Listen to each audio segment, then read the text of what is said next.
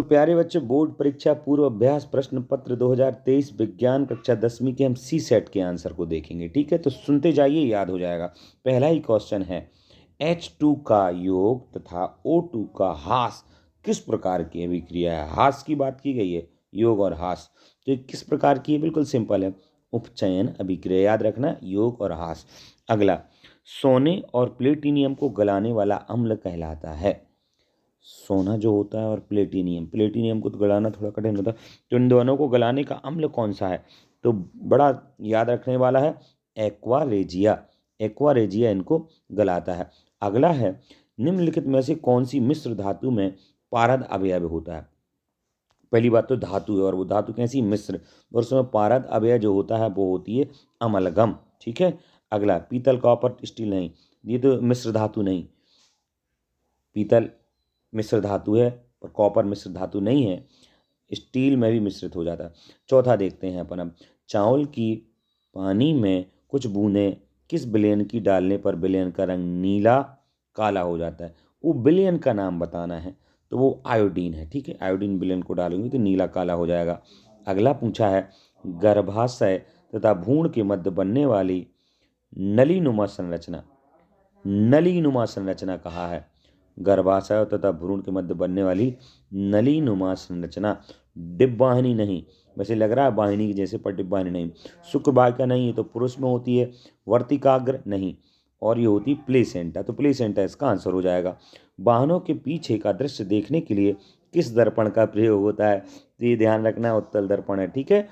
इसके बाद, विभवांतर मापन यंत्र है, तो विभवांतर मापन यंत्र है अमीटर, अमीटर तो है ही नहीं। वोल्ट मीटर, हाँ, तो ये वोल्ट मीटर विभवांतर मापन का यंत्र है, इसका आंसर बी हो जाएगा। अगला 8वां क्वेश्चन है, एक्वा रेजिया अम्ल राज्य जिसे हिंदी में कहते हैं में सांद्र हाइड्रोक्लोरिक अम्ल एवं सांद्र अम्ल का मिश्रण किस अनुपात में होता है? तो ये 3:1 का अनुपात होता है, पहले ऑप्शन में दिया है, इसका आंसर हो जाएगा ए। अगला क्वेश्चन देखते हैं, जहाँ पर आपको रिक्त स्थान भरने हैं। तो पहला रिक्त स्थान क्या है?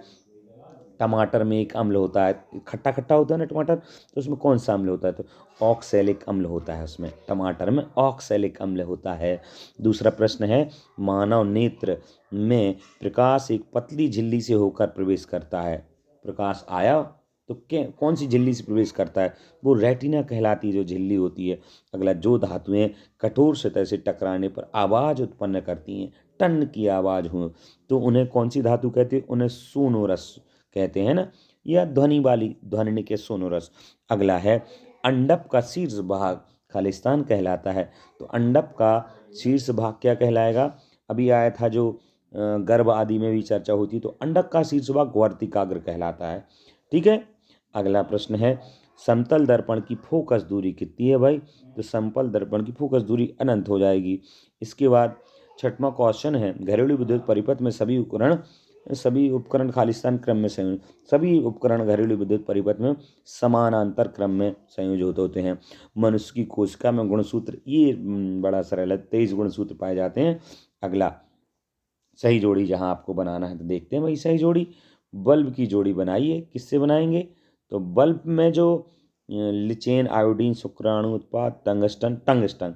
बल्ब के अंदर जो एक तार टाइप का दिखता है वो टंगस्टन का होता है, तो टंगस्टन से इसकी जोड़ी बन जाएगी।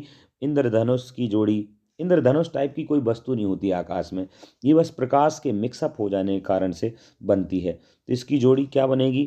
कलर्स जो प्रकाश के होते हैं वो मिक्सअप हो जाते हैं, तो वर्ण विक्षेपण से इसकी जोड़ी बनेगी। आगे, लिटमस एक पेपर होता है जो, तो लिटमस पेपर की जोड़ी किससे बनाएंगे भाई? लिचेन से बना देंगे। स्फाइगमैनोमीटर, स्फाइगमैनोमीटर का मामला क्या है? तो ये ब्लड प्रेशर नापता है, स्फैग्मोमैनोमीटर होता है, ब्लड प्रेशर नापता है। तो इसमें दिया है ब्लड प्रेशर क्या? रक्तदाब इन्होंने दिया है, रक्तदाब यानी ब्लड प्रेशर ही होता है। अगला क्वेश्चन है, वृषण, वृषण शुक्राणु उत्पाद इसकी जोड़ी बनेगी। मादा में नहीं होता, ये नर में होता है। अगला जो है, उत्तल लेंस की बात आई है, तो उत्तल लेंस जो होता है वो बीच में मोटा मोटा होता है और किनारों किनारा फिर पतला हो जाता है, तो उत्तल लेंस की जोड़ी इससे बनेगी। मेंडल, तो मेंडल एक मनोवैज्ञानिक हो जिन्होंने चूहे आदि पर प्रयोग किए हैं, तो ये आनुवांशिकता के ऊपर काम किया था इन्होंने, तो ये है। वंशानुक्रम आदि पर। थायरॉक्सिन का जो संश्लेषण है वो अब याद रखना है। ये एक अकेला कौन सा बच रहा है, थायरॉक्सिन, आयोडीन बचाते हैं, आयोडीन इसका आंसर हो जाएगा। अब आपको एक वाक्य में उत्तर देना है, तो डिस्कस करते हैं। पहला क्वेश्चन, क्वेश्चन नंबर 4 का एक वाक्य में उत्तर देना है। एक इलेक्ट्रॉन पर कितना आवेश होता है, ये याद करने वाली बात है ना। कॉलम में होता है आवेश, तो आप लिखना है 1.6 × 10 पर जो घात रहेगी वो -19 की, तो इसका एक इलेक्ट्रॉन पर इतना आवेश होता है, याद करने वाली बात है। कितना लिखा है अपन ने, 1.6 × 10 और उस पर घात रहेगी -19 की, और कॉलम इस मापन की इकाई हो गई। फिर पुनरुद्भवन का एक उदाहरण लिखिए। तो पुनरुद्भवन के हाइड्रा हैं, ठीक है, हाइड्रा। क्वेश्चन नंबर 3 है, क्वेश्चन नंबर 3, एक आपत्ति किरण समतल दर्पण 30° का आपतन कोण है, तो परावर्तन कोण का मानक क्या होगा, निकालना पड़ेगा। फिर से पढ़ें। एक आपतित किरण जो ऊपर से नीचे गिर रही है किरण, समतल दर्पण 30° का आपतन कोण है, आपतित किरण का 30° आपतन कोण है, तो परावर्तन कोण जो है, परावर्तन कोण का मानक क्या होगा, तो वो भी इतना ही रहेगा, 30 है, तो परावर्तन कोण का मानक भी 30 ही रहेगा, 30। अगला, विद्युत धारा के चुंबकीय प्रभाव की खोज किसने की थी, मनोवैज्ञानिक है ऑस्ट्रेड ने की थी, ठीक है, ऑस्ट्रेड। अगला प्रश्न देखते हैं, कौन सा प्रश्न देखना है हमको, 5th नंबर का। पादप की वृद्धि को सदमन करने वाले हार्मोन का नाम लिखिए, तो पादप की वृद्धि को सदमन करने वाले एसिटिक अम्ल है वो।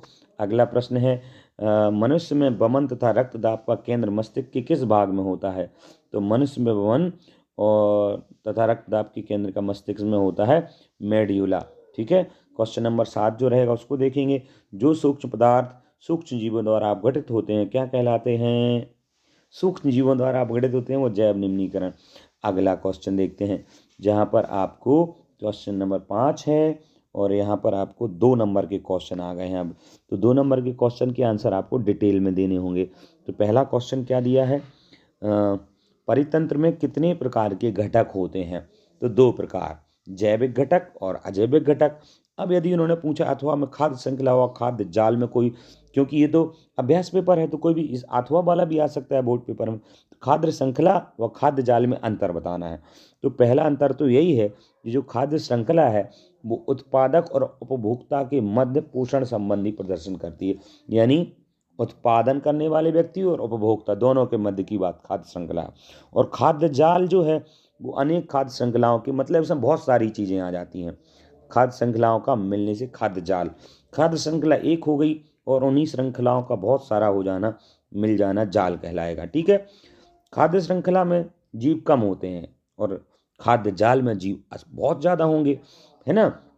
और खाद्य श्रृंखला में जो ऊर्जा वो होगी एक श्रृंखला में चलेगी, एक देशीय होगी, और जाल में एक देशीय, तो जो जाल में है ऊर्जा का प्रभाव वो एक देशीय तो होगा पर वो कई प्रकार से होगा, है ना। एक देशीय तो होगा पर उसके रास्ते कई होंगे। अगला देखते हैं अपन, मतलब खाद्य श्रृंखला एक है और बहुत सारी खाद्य श्रृंखलाएं हो जाए तो वो जाल बन जाता है। अगला, 2 कारक जो नई स्पीशीज के उद्भव में कारक होते हैं। अब चूंकि वीडियो फिर से बड़ा हो रहा है तो मैं यहाँ पॉज कर रहा हूँ। अगर आप चाहते हैं कि नहीं सर सेकंड पार्ट ही बताएं तो कमेंट में या मैसेज में मुझे भेज दें 888999 में, तो मैं आपको वो भी बता दूंगा।